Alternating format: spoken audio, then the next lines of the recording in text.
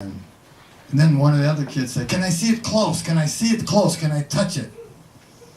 And so the principal asked her, and they said, "La Signora, would you be..." Da, da, da. So they made a long line, a receiving line for her to come through, for the kids to come through, and so I was first, and Agi and Salvatore. And so the kids were coming through, and they were shaking hands with me, and then they were shaking hands with Agi, and said, "So sorry for your story, for this tough time, blah, blah, blah. Thank you for coming and telling me your truth, your story." And so one girl was coming, I could see her, she was like 8 or 10 back. But I saw her, and she had these eyes about this big. She was tiny.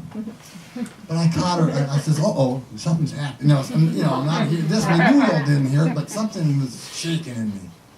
She came up, and she sort of did a little bow to Agi and said, "Thank you so much." And she started to walk away, and she got a half a step away, and she was in midair like this. And the light changed in the room. And she turned around and came back. And she grabbed Agi's arm, and she kissed the tattoo. And Agi started crying. The girl was crying. I was crying. Salvatore, he's like real jovial. He's he's laughing, talking to everybody. "Hey, buongiorno." But we were all in this moment of deep, seeing something, witnessing something sacred. A kid, a child, he helped heal her ache, her deep pain. And not an expert, not some expert psychologist or psychiatrist, but a little kid. It was so special.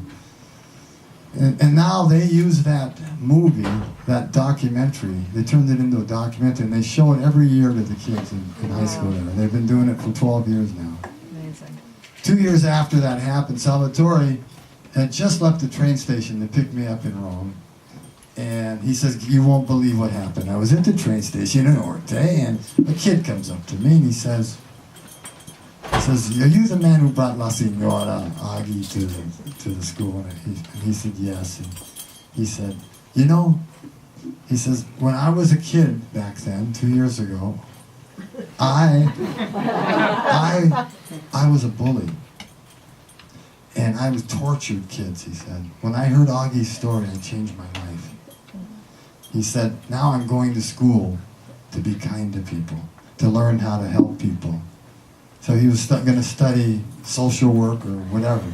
But it was such a beautiful, Agi was smiling down at that moment, saying, "Oh, jeez, I did, he didn't want to hear old woman complain, It was, so that's how this far-reaching act of love goes.